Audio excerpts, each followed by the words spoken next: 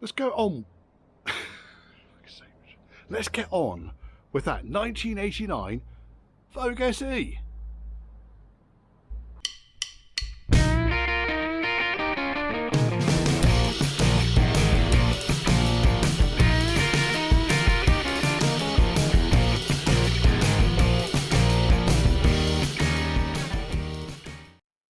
Before we get started, hit that subscribe button, hit the thumbs up button, hit the thumbs down button if you must, comment down below. Fancy buying me a pint? Church House Classics, it's all one word, at gmail.com. And my email address is at the end of this video. It's also in the description for the channel too. Let's get on with it. Vogue SE work. Right, okay, finished off the welding around the right hand rear wing. So I've welded in, butt welded in all the patches that I needed to, and then I've gone berserk with a quite a heavy duty 2-pack primer. I shall paint over the top, and then I can put this side back together again. So inside and out, all looking very watertight now. Happy enough with that. That'll do the job. One hole at the back there, but it goes into the rear goal post. Forgotten about that, I'll be honest. Bloody thing.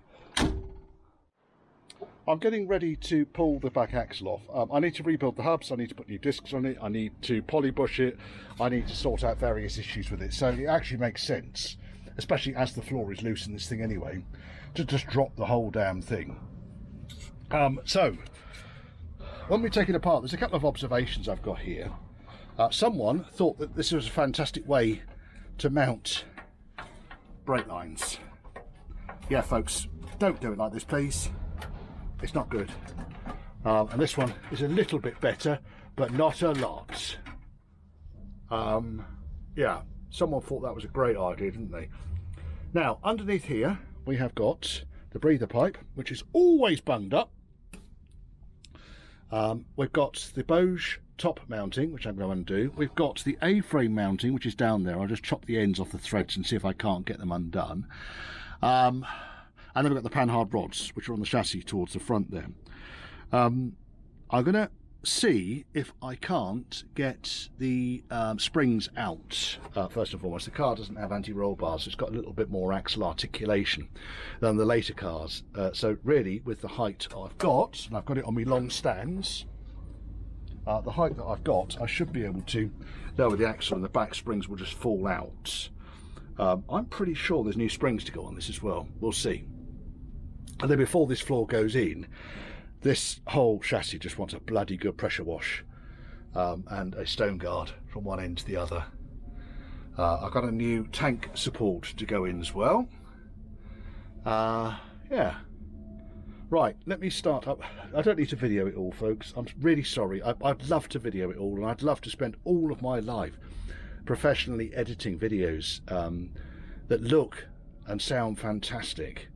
I just don't have the time, I'm afraid. I'm a one-man outfit. Seatbelt mountings look a bit shot, but we'll soon undo those. I just don't have the time, and I need to get on with this. What I might do here is I might undo the A-frame brackets, get the axle out. Prop shaft obviously needs to come off as well, but all of this is relatively straightforward stuff, which is why I don't need to video it. But I thought I would come in here and show you this shit. Someone honestly thought, yeah, done a good job there, chap. Right, let's get on with it. I need the impact wrench, which is charging up as we speak. You've got to love the dedication to a project, haven't you? All fucking summer this thing's been sitting here, and I start working on it in the middle of December. There we go. Anyway, I've detached the A-frame arms from the top of the axle. I've left the Boge unit attached to the pivot because I don't know what sort of state it's going to be in. The Boge unit itself is functioning, which is great. So all I really need to do, and I'm going to do this tomorrow when there's a bit more light, I've disconnected both dampers. One is okay, one is utterly shot and doing absolutely nothing. But once I have removed the springs, I should be able to disconnect the two trailing arms, drag links, two drag links from the back axle. I'll just disconnect them from the chassis end under here, and then where's the axle out? Once the springs are off it, I can take the wheels off. The wheels are already on there at the moment, just as a safety for me, who likes to flatten his finger when he's removing rear springs. Right, that'll be off tomorrow. Weather, depending. This is going tomorrow. Done. Dunny McDunn face. Coffee.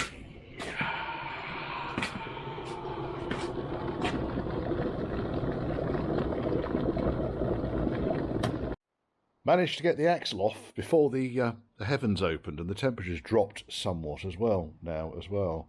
So yeah, the idea with this is really just strip it right down. I'm not going to bother taking the diff out, I don't think, but I need to replace all of the brake lines. I'll double check that the ABS is working. I'm planning to change the discs anyway. Discs and calipers are going to get changed.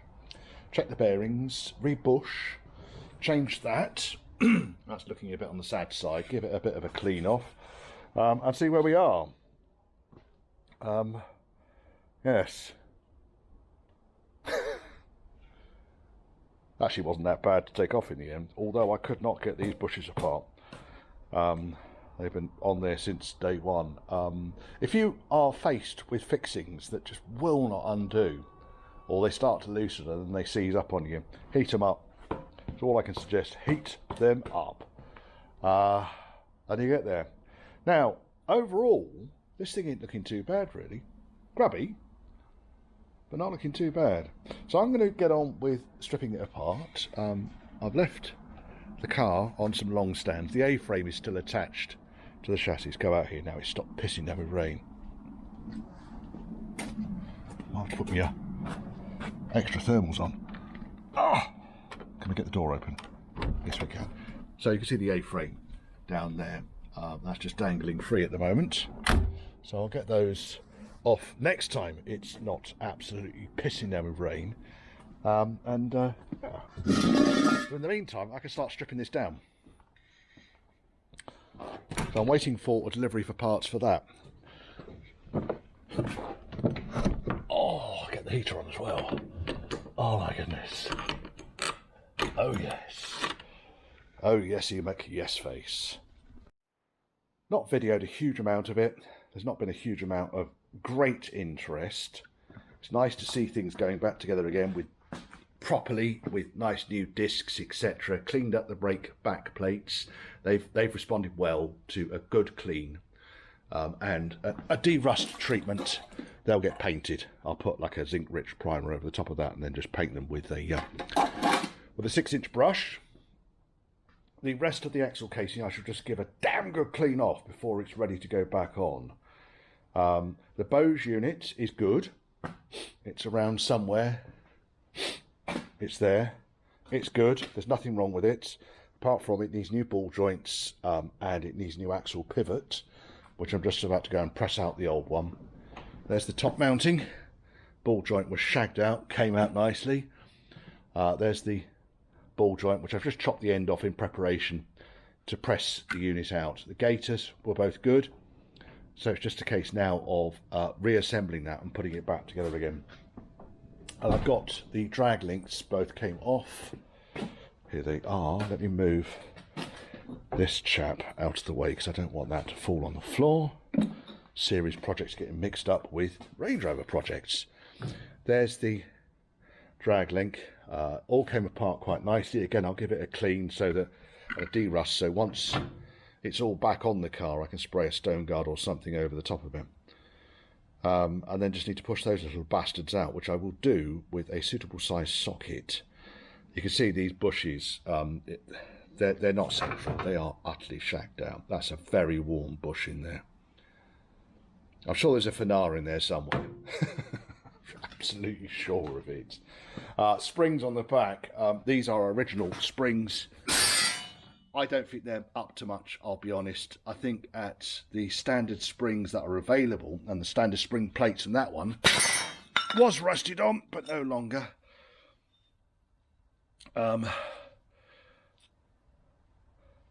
That's probably not that old, actually. I'll go over the springs. I'll just be absolutely sure. These, I say standard, I'm not convinced these are standard rear springs. I might just double check that, because there's a number of leafs and an unsprung height which is available in the manual. Will give me an indication as to whether they are correct or not for the back end of a Range Rover. And bearing in mind that we're going over this thing and kind of going to a lot of effort to refit, rebuild. And I wouldn't normally take off an axle in order to rebuild the hubs, but because we are changing the springs, the dampers, the bushing, I just take the whole damn thing off. And the Bose unit needs to come off anyway for all its bushing.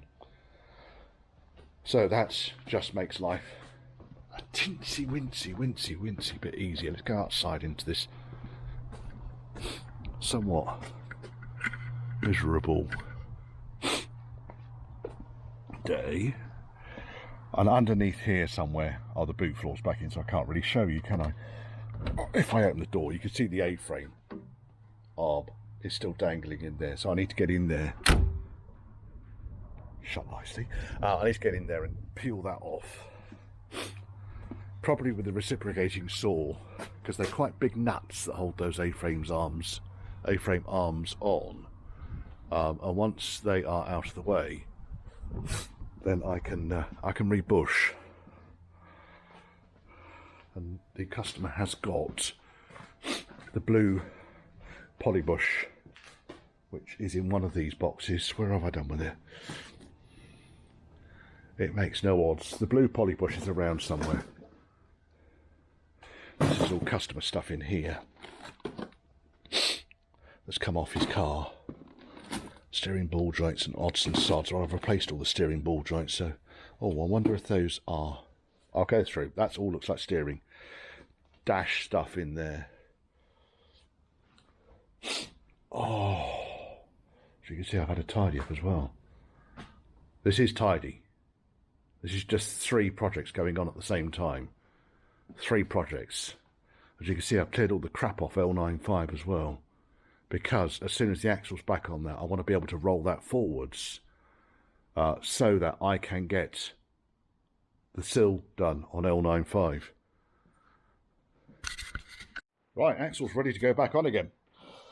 So I cleaned all of the loose rust off it. I'm going to put a preparation, a rust treatment on it and then paint it. But once it's in place, because otherwise it's just going to end up making a right fucking mess of my workshop, pardon the expression.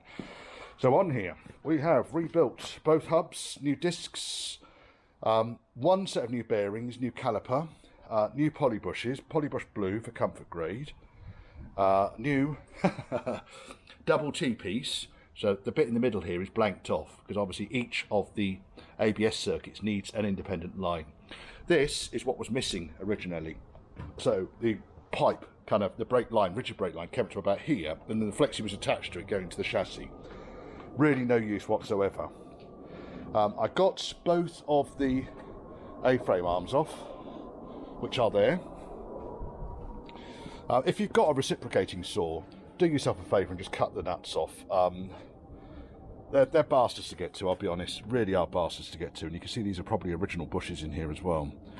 However, once the nuts were cut off, the bolts did come out, and my customer in this case has bought brand new bolt kits, which Famous 4 supply. So here, they're the bolts to hold the training arms, or drag links, or whatever you want to call them, and then we've got an A-frame bolt kit as well. So they do a bolt kit. It's not worth wrestling for 4 days to try and get a bolt out on which you need to replace the nylock anyway. Now, interestingly, neither of those bolts was done up particularly tight. And they're down there, you see. Neither of them. Not quite sure why. Anyway, what I'm going to do now is this is going to come out of the workshop. I'm going to position it underneath where it needs to go roughly. See if I can't get the drag links roughly where they need to go through the chassis. Inch it forwards, and then put my beam, which is there resting on the front of Wesley, put the beam on the trolley jack it up, and connect up the 3 bolts on each side here. And then I can leave the axle on stands while I rebuild the A-frame. And at that point also, then you see I can then paint the axle casing. cleaned all the loose shite off it. That's mainly what this lot is down here. It's mainly loose paint. In fact, there you go. You see, I've not done that bit there. Loose paint. Other than that, the breather pipe was clear, which is encouraging. ABS sensors, I believe, are working, but it's not the end of the world. Change them if we have to. They come as a single loom. ABS sensors and the brake warning sensor. Look at that. I'm just about to go outside and put this on the car.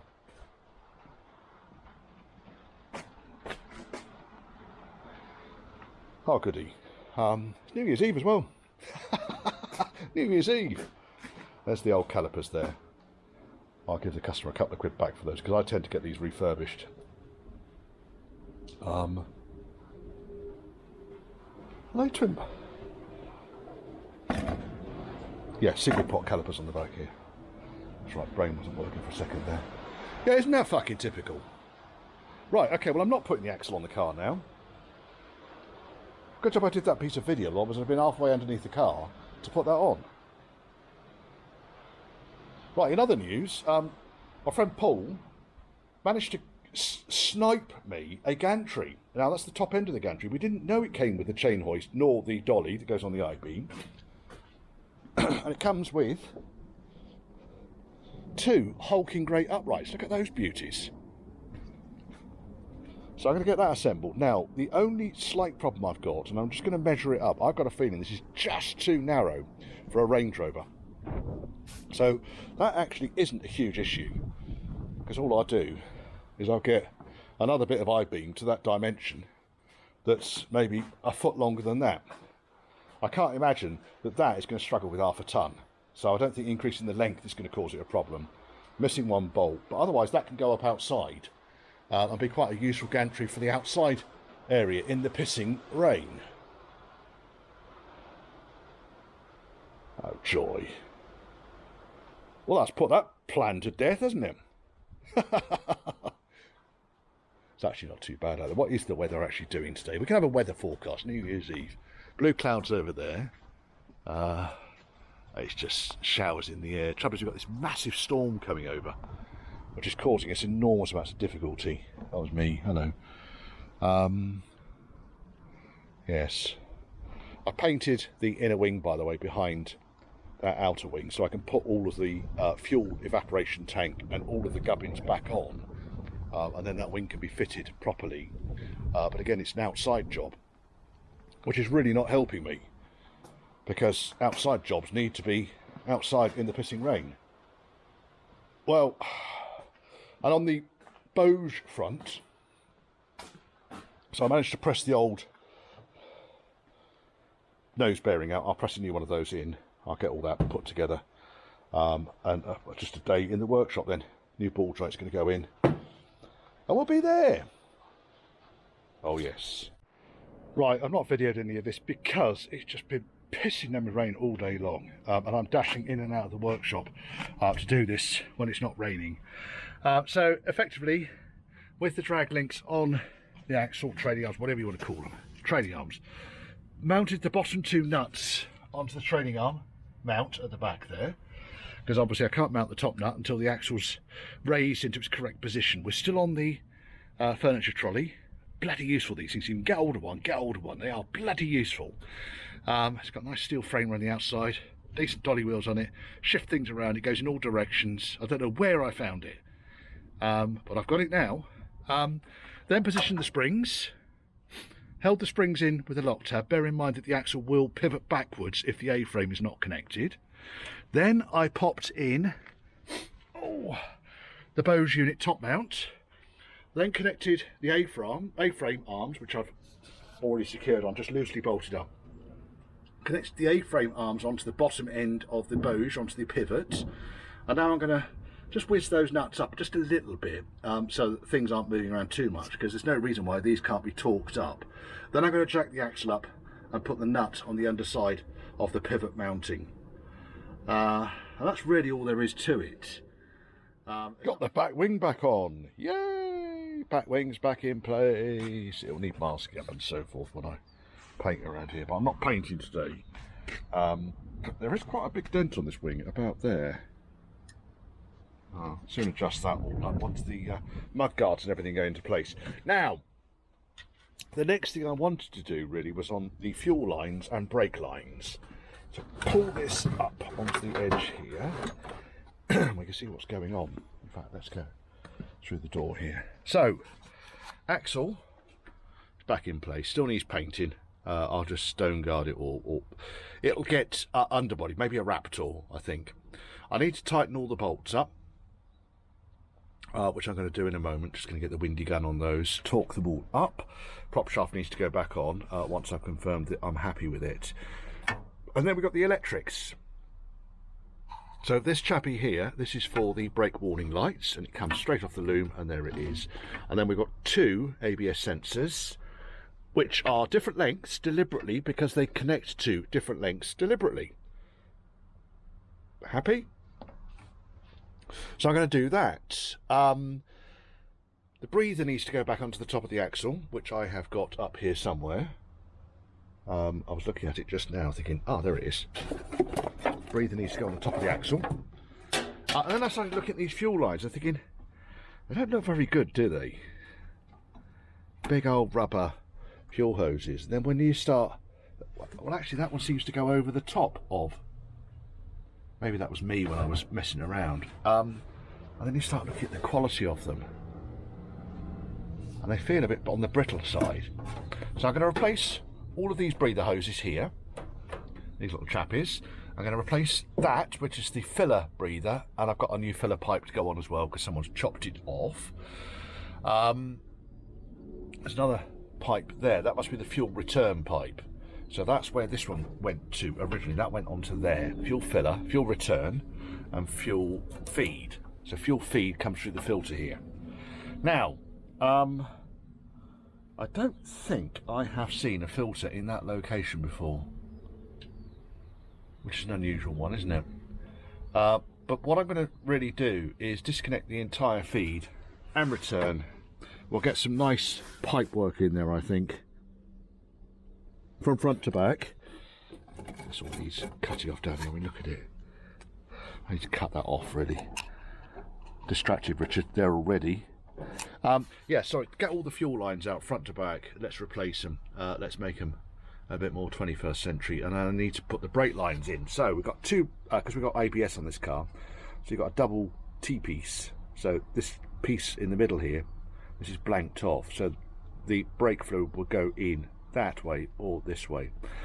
So I need to connect the two hoses, which I've got up here. Two flexi hoses. Oh, there's ABS ring there, which I didn't need.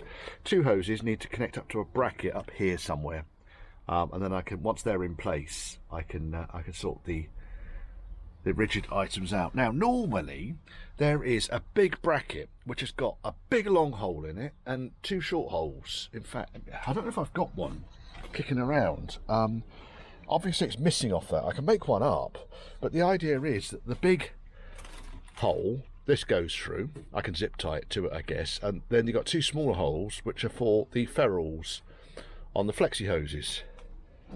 I don't know why it is completely missing off that cross member. I shall insert a picture here of what it looks like.